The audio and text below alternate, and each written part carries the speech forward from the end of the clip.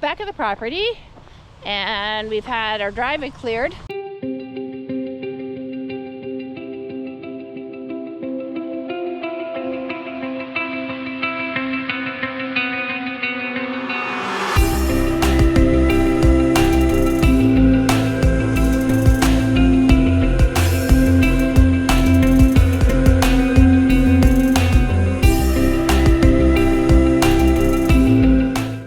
Well, good morning, everyone.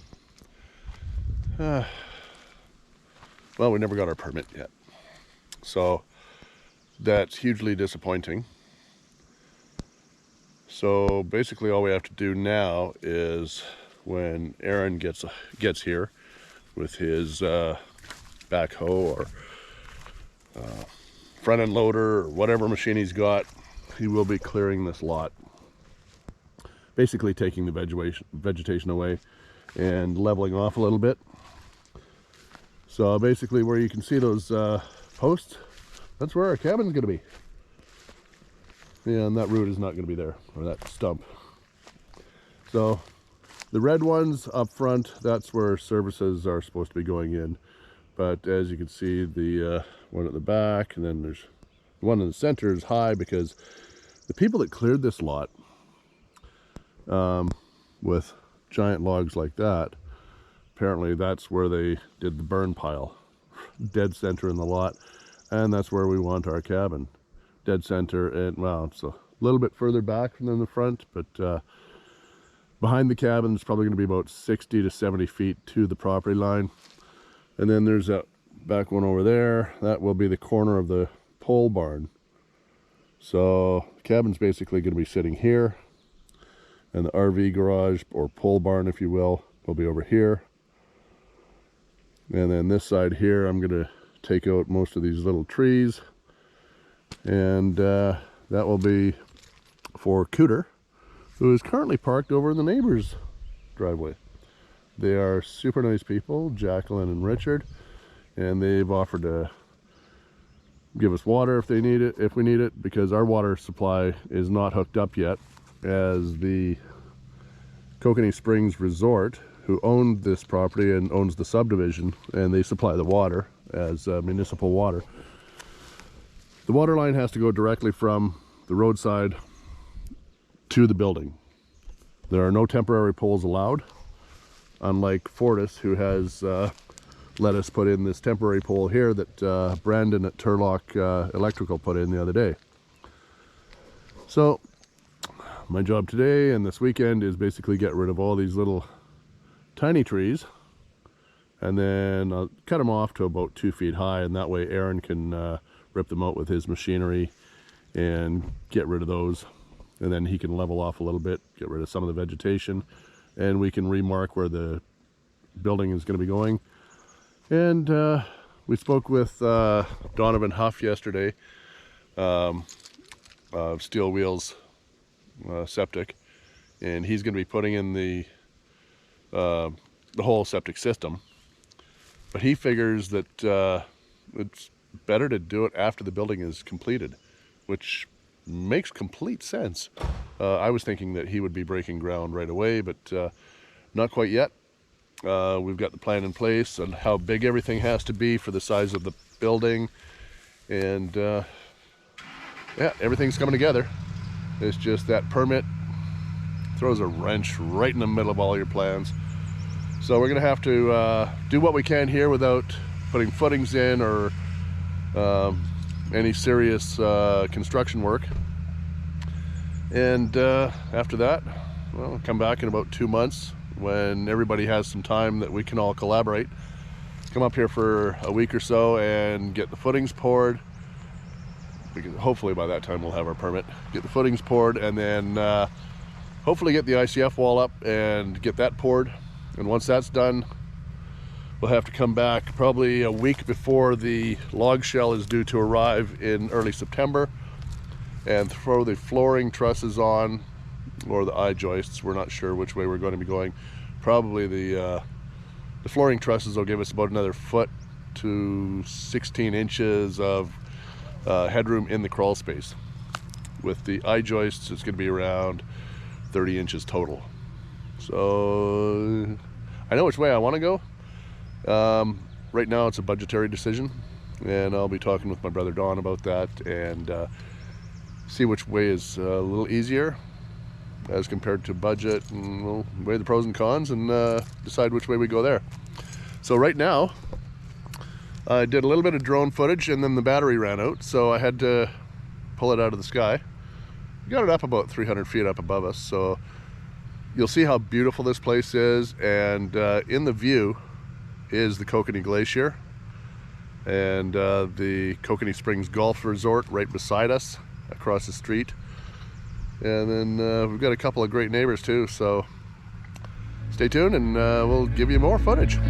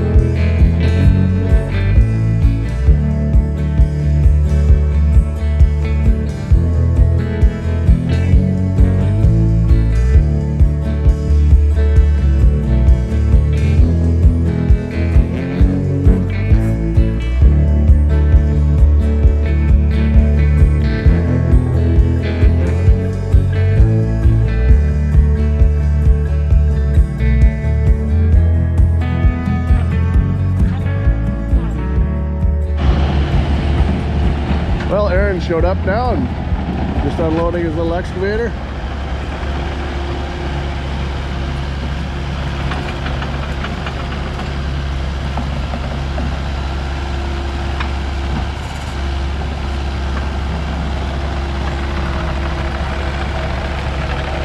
Looks like he's done a little bit of driving in his time. Well, here we go. So Aaron's doing a little bit of work right here, and he's scraped up part of the driveway. Now there's a big rock he's trying to dig out. I think that's a big rock.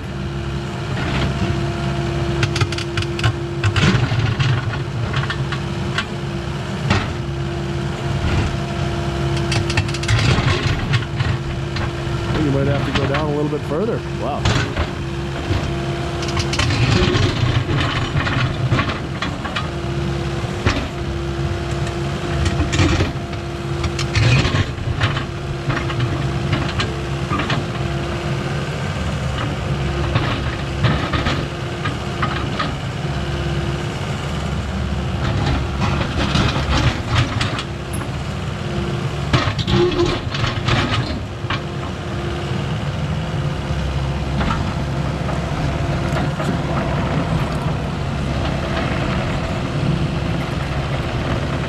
Different approach maybe.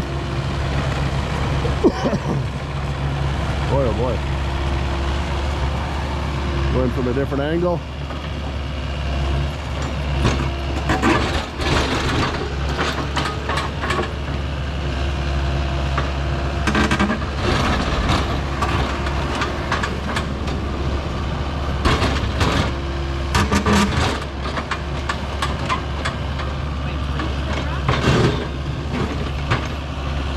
Well, if we don't remove that rock, it's going to start sticking up into the driveway. So, remove it and backfill it.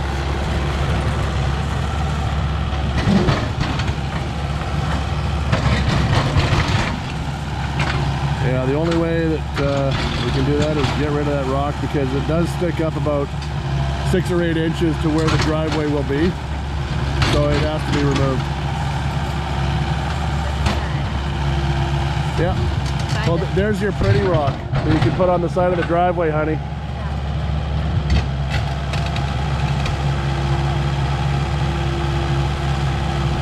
Woo, boy. That's a large chunk of granite.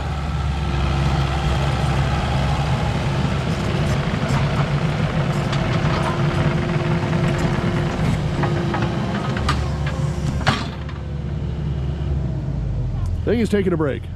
Back at the property, and we've had our driveway cleared.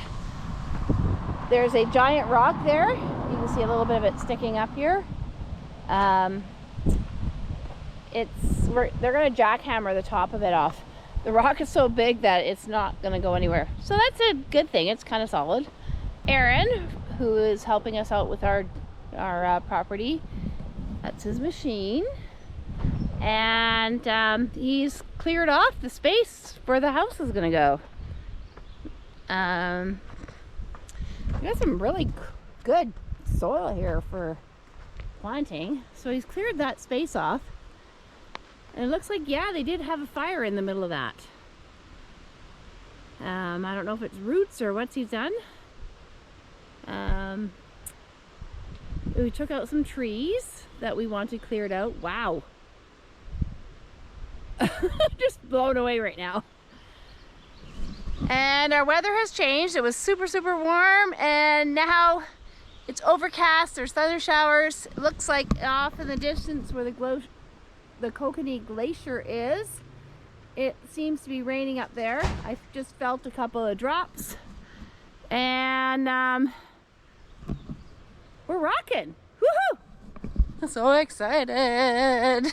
Plus he moved a lot of the burn pile from the bottom up to that back corner. Oh, that's so sweet. Yeah, we talked about that. Okay. That's what guys do. I know. I missed it out on really, guys discuss stuff. I don't think that's right. No, just because we don't hug each other. Oh, that's awesome that he got rid of that stuff for us. Okay. No, what's all in the back of the yard? That's what we discussed. Oh, okay. I thought we were going to burn that at some point, but I guess. Yeah, we are. Okay. So the big pile of logs or trees, little bits and this and that we had made last spring, he hauled it to the back. That's super sweet. I'm going to go inside now because it's raining.